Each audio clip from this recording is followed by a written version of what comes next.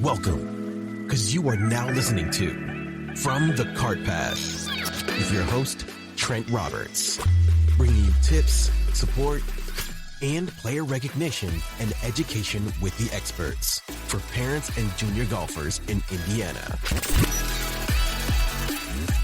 This is From the Cart Path with your host, Trent Roberts. This is Trent Roberts with From the Cart Path, and I am blessed to have a couple of guests with us this week. Our first guest is Christa Teno, as she is the head women's coach for the Seminole State Raiders since 2007. The former LPGA Tour player was named the 2018 LPGA National Coach of the Year and Southeast Section Coach of the Year by the LPGA membership in 2008, 12, and 15. During her tenure as the coach, and many people in Indiana understand what it's like to have 5 titles, especially those IU fans, she has 5 national championships, 2015, 19, 21, 22, and 23. 5 runner-ups in 14, 16, 17, and 18, and 2 third-place finishes at the NJCAA national event. That's quite the feat, and that's quite the accomplishment, if you ask me. We also have a Hoosier with us tonight, and that's Allison Seitz. She's currently a freshman at Seminole State and is a graduate of Lawrence Central High School, where she was Athlete of the Year at her high school in 2024. Probably the first golfer, maybe, Allison. Allison was a 4-year varsity letter award winner. She also made it to the IHSA state championships as an individual player 2 times. She made the All-State golf team in 2024 and was an honorable mention academic All-State, which was BS, by the way, because when you have a 4.67 out of a 4, I don't understand how that wasn't All-State. By the way, her dad had a 5.38 GPA in high school, and that was out of a 12. What? Not really. I just wanted to make that up just in case he's listening. And then we have Lawrence Smith with Path for Success, who was instrumental in getting Allie in front of Coach and getting her down to Seminole State. So we want to talk about a few things tonight. One is Allie's recruiting experience. One, the junior college experience. And I want Coach to talk about her time at Seminole State. So this is going to be a fun conversation. And Lauren, I'm going to let you get it started. So I'll ask the first question, and thank you both for joining, obviously, and thanks, Trent, for hosting us. But Allison, I mean, we go back a few years, and when you started the recruiting process, what year were you as a high school athlete when you really decided, hey, I think college golf is for me? I mean, when I very first started playing, I really wanted to play college golf because my mentality is, why do something if you don't want to be good at it? And as I was going and started playing, I realized that I could actually play college golf. I think it was probably my sophomore year when it started to become real. I was like, oh, I actually need to start doing the recruiting process, and I need to start emailing schools and all that stuff. Yeah, and I think, I met you late in your sophomore year going into your junior year, and, I talked to your dad and you and your mom quite a bit, and we were trying to connect you to some schools, and one day I kind of came, with my experience of being a college golf coach and, some of my connections in the college golf world, I came up with this idea and presented it to your dad and just said, hey, have y'all ever considered looking at junior colleges for Allison? And I know your academic pedigree is so high. I knew the academics weren't going to be an issue for you. And, it's something we sat down and we looked at a few schools that might, make sense for you and where you were in your golf game. And you made a visit to Seminole State, I believe. And tell us a little bit about that visit and kind of what, triggered you to kind of fall in love with Seminole State. Well, when you first presented me with the question, I remember that phone call of junior colleges. I was like, why would I go to a junior college? I have a really high GPA. I want to do school. Why would I go to a junior college? And I remember you telling me, well, you can get 2 years in your junior college and then you can transfer out, still go to a 4-year, play another 4 years. And I remember you saying, we played against Seminole State, and they beat us all the time. And I was like, oh, well, maybe, maybe I should go there. And I reached out to coach, and during my visit, I at that point in the recruiting process, I kind of had, because I wasn't getting any emails from, Division II and AIA programs. Nobody was emailing me back. This was October of my senior year. I hadn't committed yet. And I'm down in Florida for a visit with coach. And I just remember looking at all the facilities that we have here, especially like the mental facilities, I got to play with the team. I got to see coach like on the course actually coaching, which was like not crazy, but like I never really had a coach on the course all the time. And I just remember thinking like, to me, this kind of feels like a no-brainer. Why wouldn't I go here? I don't lose anything. In terms of school, I can do 2 easy years of school, and at least for me, easy years. I can then go to a top program after that, and I don't lose anything. I only gain experience and time actually playing competitive tournaments, actually playing competitive golf. Yeah, and I think that's what we want to ask Coach Teno. And Great. Now I've been announcing saying her name wrong, Lauren. You didn't say anything to me. So, and Coach, that's a great question for you. When you're, looking at recruits and you have kids come to you, what's the advantage of kids going the junior college route? Well, first of all, thank you, Lauren, for sending Allison my way. We've had a really good year together, and she has gotten really, really good. Yeah. I fight every day in my recruiting process, trying to convince kids that the junior college is a really good route. I'm attracted to the kids that are late bloomers, the kids that struggle in the classroom, the kids that struggle with English, because I am a real coach at heart. I want to coach. I want to help kids get better in their golf game and improve their study habits and help them learn to get along in the world and make better choices. So the junior college, that's what we offer these kids, is that second chance to catch up. Yeah. And all of my kids, I can't think of anyone in the last 12 years that hasn't signed at either D1 or D2 school on a full scholarship. And these kids did not have those kind of opportunities before they got to Seminole State. So I'm very proud that in those 2 years, our kids blossom enough to get noticed by some real quality programs. And that's how I measure myself.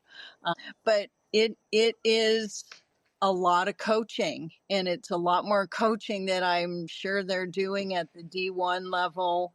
But we cover every base. There's nothing, I don't think we leave anything out. Hey, Allison, there are some things we don't do just because my kids might not be ready for it. Some of them are, but yeah, we work on everything from changing mental states to chipping and putting and driver setup and launch angles and everything, decision making, what side of the tee box to stand on it. Yeah. Yeah, it's all those important things. And I think, Seminole State, you are the perfect example of why Seminole State is so successful. And I think, especially what I do, I'm telling kids all the time, you don't have to just go D1. There are other opportunities out there, and it's my job to make sure that they see those opportunities. And, what you just said is a perfect example of how someone can go and be coached by you for 2 years and then they clearly have opportunities, in 2 years when that time comes. So it's amazing to see. Allie, what has been the biggest part of your year and the changes that you have gone through? Two things. The biggest thing and I knew I needed this going in, is the mental side. Like, we have like our mental training that we do here, nobody else has anywhere. And we're doing mental training as a team every Tuesday and Thursday. And we're able to go in more in the beginning of the year when I was, working through some stuff. I was in there like every single day doing mental training. And then we have like so many people that we work with, John Weir, who does like mental golf type, and I'm just able to text him and have a meeting with him. And I think that's been the biggest change. Like I was just saying, the last tournament that we played, I'm actually on the course confident. I told the person that we work with mental training with, she was on the course, and I said, every time I stand over the ball, I actually think I'm going to hit it where I want to. I don't think I'm going to hit it bad. And like that, I was saying, like, that's never happened to me. There's always that like thought in the back of my mind of like, I could hit it bad, but I was telling her like, I'm not thinking that. That's been the biggest thing. And then we also have so many people to work with. Like, obviously we have coach with technique, but we have like so many experts working with technique. So I've just gotten to work on my swing and also just like fine tune things, like learning flighted wedges and like learning how to like spin a chip shot, not just hit a chip shot, but like spin a chip shot, just like those more like minute things that like, I'm not perfect at them yet, but actually knowing how to do that. Those have been the biggest things. Well, Allie, one of the things that your dad gave me feedback on when he came down to see you this last time was the change. He saw you grow up from a high school player to an elite player in a short time period just by watching you and how your response was on the golf course to a bad shot or something else, where in the past where your dad might be like, oh, great, here we go, mentally in his own mind, to where next thing you know, you're put 8 feet from the green where he may not have felt that you could have accomplished that in the past. And that's nothing wrong with the thought process. That's just, I think that's how your thought process was. So for him to tell me that, and even Sophie makes some comments to me after her practice round with you a few weeks ago, and just your understanding of the game, because I'm always one that's going to believe is whatever you decide to do in life, if you don't go that pathway, I think everybody on this podcast knows you could probably become a swing coach or a coach somewhere, just from knowing you. Coach, what were some of the things that you saw in her when she first got down there that you wanted to make sure you worked on, and to where you see her now? Well, Allison was pretty upfront with me about her goals and the fact that the mental program that we offer at Seminole State was a good fit for her. So, these things didn't come overnight, and there wasn't buy-in absolutely immediately. Everything is a step-by-step process for all of the kids. But fortunately, we started to see some progress pretty quick with Allison. And once that kind of stuff started happening, things just snowballed, and she hopped on the bus pretty fast. I also want to say that I have friends of the program. One of I think my fortes is how I develop relationships. We have people that want to help our kids, and it's not because of me, it's because they fall in love with the kids that come and play for Seminole State. And these are some elite coaches, like the coaches at the Mike Bender Golf Academy, Cheryl Anderson, Peter Baker, Chris Holmes. All of them want to come and help us. Well, Allison and Peter kind of took a big liking to each other, and Allison she was spending all her extra time over with Peter. And Peter is a numbers guy. He's a technician that I'm not, that I don't take it to the max like him. Allison was super attracted to that. Numbers don't lie. And so there were a couple of little things in her golf swing, coupled with the change in her perspective of herself, that when brought together, just some big things started to happen. Really cool things. Yeah, I think it's a joy to watch her grow. Obviously, there's a lot of personal relationships there with the family, and just hearing her dad speak constantly. One of my favorite stories is when you talk about Peter. Dave told me the story, Allie, when Peter gave you his ability to go online and schedule with him. And your dad's response to me was, I don't think Peter realized what he just did. And I know Allie in her practicing and how much she loves to be on the course and trying to perfect the craft that she has fallen in love with. So that was kind of funny for me to hear, because I'm like, oh, Peter, you don't know what you did either. So I appreciate everything I hear about what you're doing down there to make your players better, and the program that you're building, that you have built and that you continue to build. It's just fantastic. And I think that's why I want to talk a little bit more about, we've learned about Allie and what you've done. Is that been the constant of what you've built this program to be since day one? Well, one thing I pride myself on is being able to coach each player differently.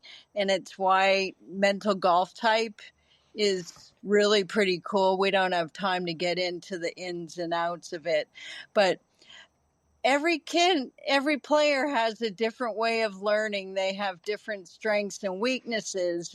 And to me, it's my job to figure all that out quickly. I feel like we don't have a lot of time in 2 years. So if I don't get down to the nitty gritty quick, some days I don't have time for please and thank you. It's like, hey, we got to get this done.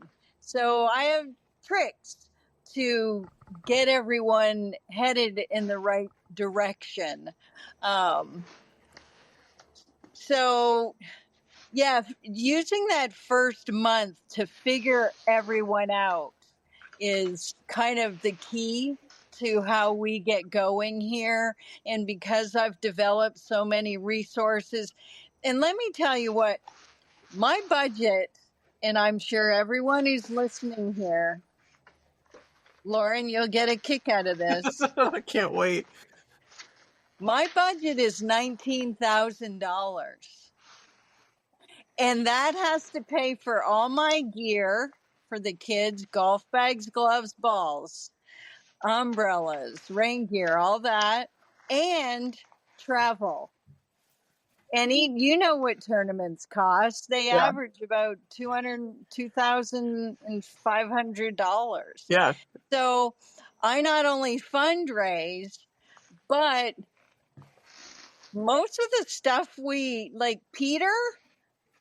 Peter doesn't charge us a dime. I mean, these people genuinely help because they want to. But I fundraised for TrackMan and FlightScope. And so we do have all those toys that really help. But our facilities, they don't charge us to be there. And I don't know that the kids all know that. We went halfers on a Sam Putt Lab with Rio Pinar. We get to play there whenever we want, but we own that putting building, that little room. It's called the Seminole State Putt Lab, so we're really blessed. And when these things just keep happening for us, it really helps me know that, yeah, we're doing a lot of the right things at Seminole State. So it's kind of cool. Well, it's great, and I think college golf and golf in general is so much about relationships that you build. I mean, I tell this to the families we work with all the time. I mean, yeah, you're going to be competitors on the golf course, but usually at the end of the day, you can walk off and feel like you've maybe made a friend, even if you're, trying to beat them. And I think the more resources, the better. And obviously, your team over the past years has benefited from those connections that you had. Yeah. And I like I've already said, props to you for what you do, because you make women's golf a better place to be. So, for sure. And I've seen that firsthand. So Cool. Thank you. That's been the big thing for us too, is to make sure, obviously, as a father of a daughter that plays, that's our goal, right? We want to make women's golf more accessible. We want to grow the game, and we want to make sure we're doing all the right things to make them great players. And I like hearing you speak. It's like, man, I wish I had some eligibility left and you had a men's team so I could come play for you. I might be able to pass some JUCO classes and be proud of myself for that. Now, how did you end up at Seminole State to begin with? It's kind of a funny story.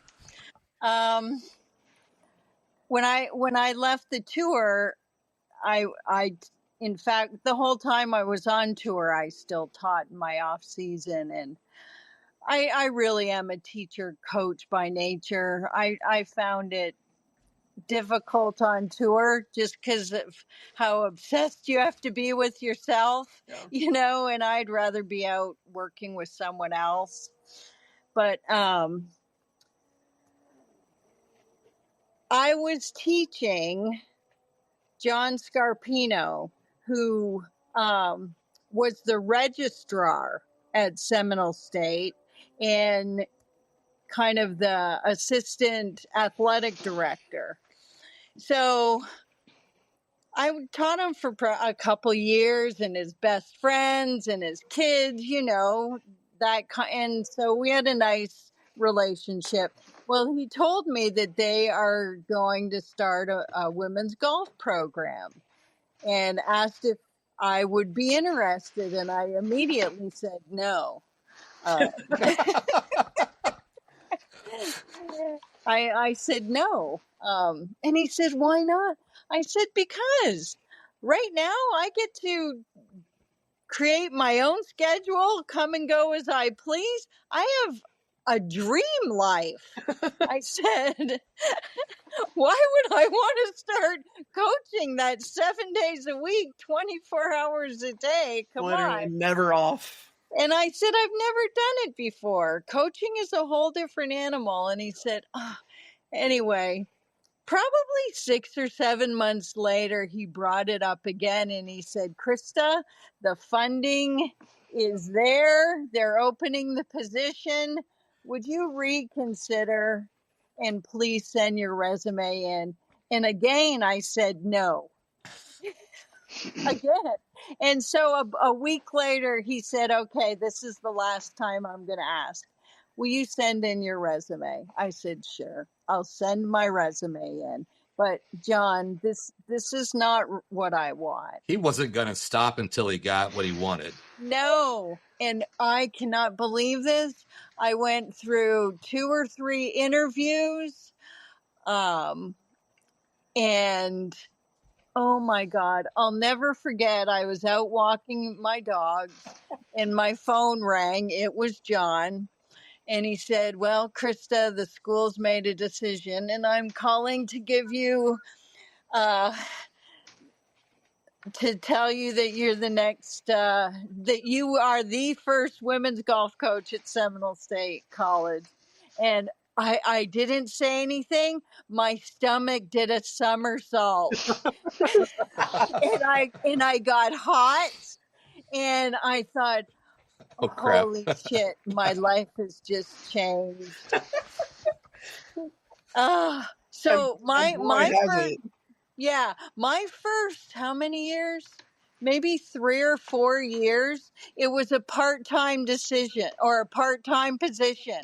So I'm still teaching 5-6 lessons a day and coaching, and I'm living 45 minutes from school.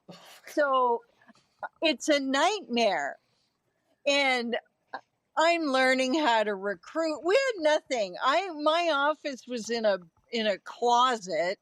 We had no team, no equipment, no golf courses, no nothing. And I know, so I called the only coach I really knew, and that was Jamie Howell at Eastern Florida. And I said, Jamie, can I come and talk to you? He said, what's going on, Christa? And I said, I just got the job at Seminole State. He said, come on over. So he was so fantastic. You know, he showed me a copy of his team handbook, you know, things like that. And he just told me how he spent his days, you know, with the kids and stuff like that. In the meantime, I had phoned every one of my LPGA buddies, got lists of all their juniors. I started finding out what the junior tours were. I knew nothing. I felt like a dum-dum. So I can't believe it, but I put a team of 8 kids together that first year. Wow. And we're pretty darn good. I mean, we were shooting under 320. You know, First year That's good for your first year. I had 4 kids that stayed the next year, and of those 4 kids, every single one of them transferred and played 4 more years. Wow. And I am tight with all of them still. They're my little babies, and oh my God, they'll tell you some funny stories. Are they on the quilt? Pardon? Are they Oh, yeah. Oh, yeah. So after 4 years, though, I went to full time, and then 13 years, or after 13 years, we moved to Sanford. So life, I'll tell you, has gotten a lot easier. I teach still a little, but only to present students and any referrals from them. I don't have time anymore, and I'm getting older. My hair is gray. Understandable. I think you do a pretty darn good job. So I had a lot of lessons to learn. I tell you what, I had 1 year, I didn't think I was going to make it. It was a bad group of kids. I bought the book, Why Good Coaches Quit. It's in my library in my golf room here. And I might but need you that know back. what? The Rollins coach said, Chris, it's years like that where you grow the most. Just hang in there. Absolutely. And I did. I really learned more about how to recruit and some different signs, and, you know, just got better at it, you know. So yeah, it's been a great journey for me, and one that has helped me grow as a human. And I'm very grateful for that. Coaching makes me better. It does. I know you get a lot of international students. How do you find those players, or how do they find you? Well, it's a little bit of both. You know, we've got a pretty cool reputation at Seminole State of having an extremely good language program. We don't require a TOEFL, so that helps. But they must graduate from our language program, and it's intense. All of the kids that get through it make A's in English 1 and 2 and go on to finish their degrees. Like Pearl, she's starting a master's program. She spoke zero English when she got here. Minori graduated from Oregon, spoke no English. Ty finished at Kennesaw and then went to South Carolina for her COVID year. These kids spoke so little English. So that coupled with our success has gotten the attention of a lot of good coaches who send me kids. Chris, I can't get this player in this year. Will you take her for 2 years? And then that kind of thing. It really happens a lot. And then I've made friends with different recruiters all over the country and overseas. And it's repeat business now. Like the kids I graduated 5-6 years ago, they're still sending me kids. So don't you think that's kind of how the recruiting world works, though? Once you make those connections. Well, do you know how many emails I get a year from kids? Do you want to guess? I mean, I'm going to go with 500 to 1,000 a year. No. It's probably 500 every 2-3 weeks. No. 25, maybe. That's how little interest kids have in junior colleges. Yeah.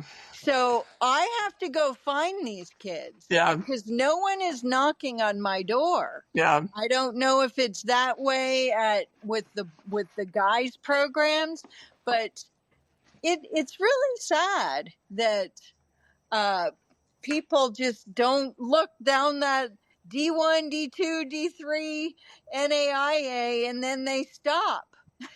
Well, that was my biggest thing with Allison and her dad. I mean, I said, these programs have like the highest reputation you can get. And another question I want to ask you though, but and that was my point to Allison. Like you'll be playing a competitive schedule against really good D1 teams for the most part. And I think that's such a misconception with junior college golf. And so could you speak a little bit about that, Coach? Like how do you create your schedule and, what does that look like for your kids that you bring in? Well, I knew right away if I was going to attract talent, I had to present them with a competitive schedule. And fortunately, in Florida, you don't have to travel far. Yeah. And fortunately, there are enough coaches in Florida that looked at Seminole State College as a recruiting opportunity. Yeah. So having me play in their events gave them firsthand access to watch my kids play. Right. I mean, I've sent several kids to Flagler in this, in the beginning and actually last year as well. And all these schools recognize that.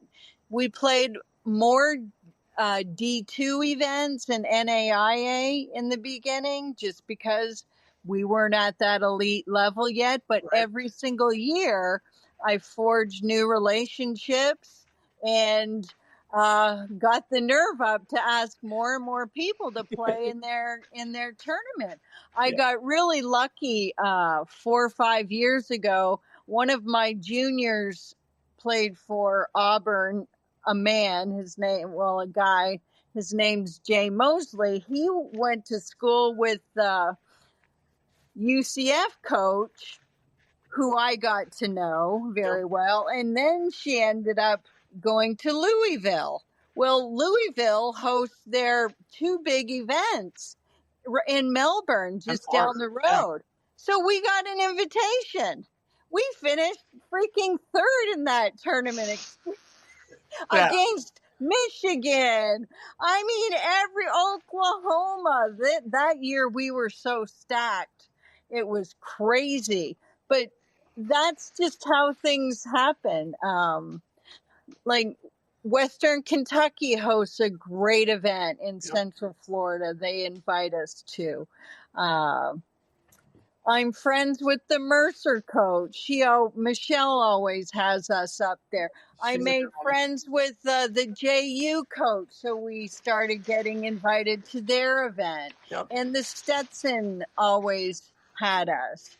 I was friends with Patty Rizzo in Miami, and so just through the generosity of others and just getting a nice reputation. FIU invites us to their event, and he's got one of my players. Yep. So that's kind of how it works. Yeah. Coach, And- it's a no-brainer to me. Everything you're telling me, Yeah. when you talk about you're getting 25 emails, that blows my mind, because this literally is a no-brainer to me. When I'm watching Allison, literally this last year, her game's transformed. She's talked about the mental game. She's talked about everything she's gone through to get to where she's at today. And I don't think you're done with her, from the sounds of it, to get her so she can go to that next level and play at a higher level. When I'm hearing that, and I hear kids go, why would I go to the JUCO level? And I'm sitting here going, do you really want to go to that D2 mid program, or what are you trying to accomplish? What's your goal?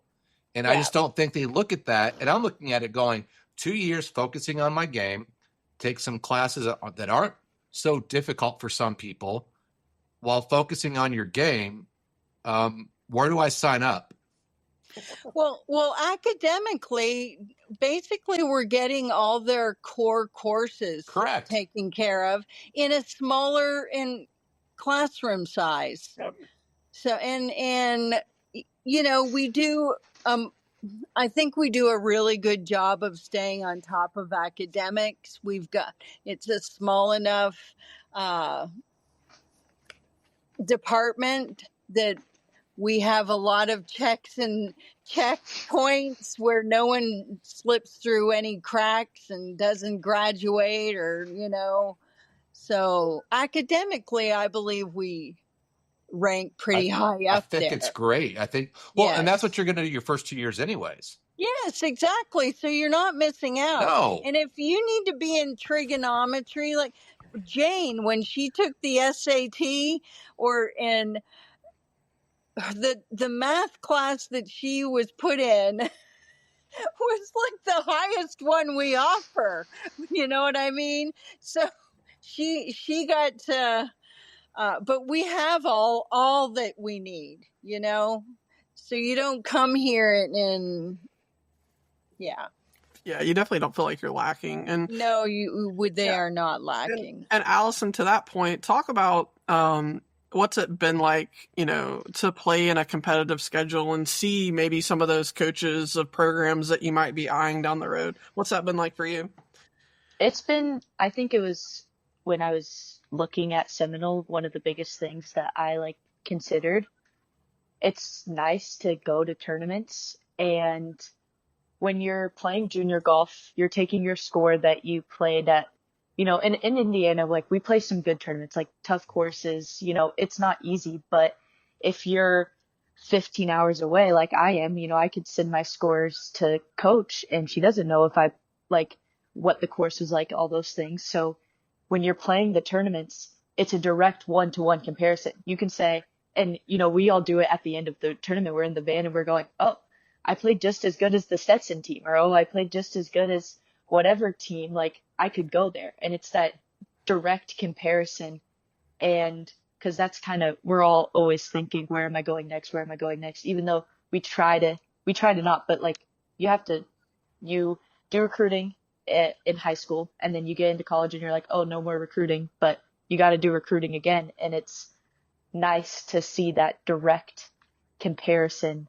And we play with such good schools that even for me personally, it was less anxiety inducing seeing playing with these girls and being like, oh, I played with a girl that goes to a top program and she's really great, but there aren't that many things that she does that I don't do.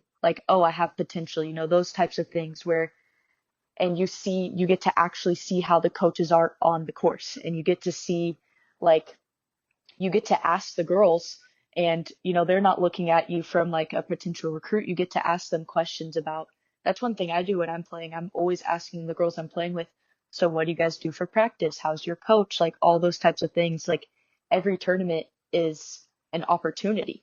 And after every tournament, we have like people there. I mean, my teammates, they're getting like emails from coaches, and people are looking at them, like those things. And you're getting way more opportunities than you would ever get in high school.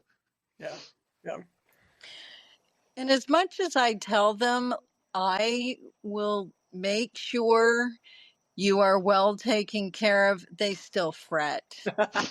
And that's one of the, and mentally we have to learn to let that go. Yeah. But I think they're all realizing now, come the end of their freshman year, Allison's class, that they will not have a problem finding a really good top-notch program. Yeah. Yeah. On top of the fact that I know who the cool coaches are. You know everyone, so Yeah. Yeah, because not everyone is the same. And everyone runs a different kind of program. Yep. And it's not good or bad, it's just different. Mhm. So That's the nice thing, Coach. Like, when we talk about schools, like, we'll talk, and I feel like you just know. Like, the other day, I'll say, oh, what about this school? And you're like, oh, yeah, I know. So you always know somebody. I know so and so. Yeah, that would be a good fit. Or, oh, they're a good program, but maybe not for you. Maybe their coach is more like, less structured. Like, maybe that program's not for, like, those types of things that, like, you don't get that unless if you're, there. Mm-hmm. Well, I think that's the cool part is coach knows her players. She knows which player is going to fit where based upon personality and the other coach's personality. So that's a benefit that we don't have right now, Lauren. If you talk about going through the process, some of the players you have right now, there's not that benefit. It's you get to know the players and the families like you do with some of us. You've gotten to know us pretty close. Yeah. I mean, I consider Lauren a good friend now. And I feel bad for her that she has to talk to me now and then. but I will tell you is when you're a parent going through this recruiting process with your child, the best part I've done is said, Lauren, she's yours. But what Lauren didn't realize is she also got hired to be my therapist for the next 2 years. So when we're going through this process, and that's kind of one of the things that's been great about doing this is I'm learning from her. And the cool part for you, Coach, is, and Lauren knows this, every parent I see out there that has a 26 or a 25 player that hasn't had a home, or there's young ladies here in Indiana that I see in the same position as Allie, where they were late bloomers. They've got potential. And I'm going to their parents going, have you looked at this route? Have you thought about this route? They'll just look at you and like, why would we go that route? And I go, why wouldn't you? They get 2 years to work on their game. They get to get their core classes out of the way, and they'll still have 4 years left to the next place they go to. So now they can get their graduate degree on top of their undergraduate degree. Look at it. Send the emails. We're hyping up the JUCO route for sure. Yeah, we are. And well, I just think especially when you're going through against a lot of these recruits, sometimes the kids from Indiana aren't seen. Allie said it best. When you're sending scores from Indiana, some of our bigger tournaments right now have been end of March, all of April. I love to see Seminole State come play at Purdue when it's 38 degrees outside and potential for snow. And the scores are going to be different than when we're down in Florida at 75 degrees weather. It's 75 degrees. I agree. One of my goals is to be able to have a trip during season up north. I think that will be a great recruiting opportunity or a recruiting tool. But that is one of my future goals, is to go to Michigan, or Purdue would be they have a great event up there. They do. I actually just went to it to go watch one of the players that we're friends with. And Okay, cool. it was 44 degrees and 20 mile Yes, per hour I know. winds, but I walked it, and Florida doesn't sometimes sound so bad right now. sometimes you got to put a little something extra in your coffee to stay warm. Not that we did that, but I get it. So I get you. It would be good to see you guys up here, and you've got all the connections, Coach. Lauren, you have anything else, or? I mean, this has been great, and I think the point of the chat was to kind of open people's minds to the other opportunities that are out there, and obviously, Allison is a great example from your state of how this route has worked for her, and I think Coach Teno has obviously talked highly of her and having her being a part of the Seminole State family. So. I mean, I just appreciate both of your times, and I know Nationals is coming up, so we want to wish you the best of luck with that too. And Kansas. Yeah. Now, where in Kansas is that? We tried to find it on a map, and we haven't had luck yet. Well, we fly into Wichita and then drive, I think, 2 hours plus east. Look at Allie's face. It's in Garden City. Yeah. Oh, yeah. There's still much I haven't revealed. That's going to be a long day. They have a Epson Tour event there. They've had one at this golf course for 3 years now. It's a really good golf course. It looks like a good golf course. We talked it a little bit. Yeah. Before you jumped on, but I think Allie's excited about the bent grass. That's we talked about that today with Peter. Yeah. I'm excited to putt on bent grass at the grain. Yeah.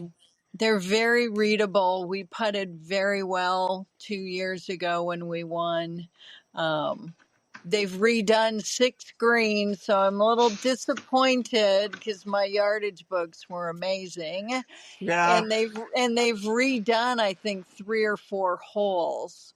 So can't get as much ahead of time work done as I would have wanted, but that's okay.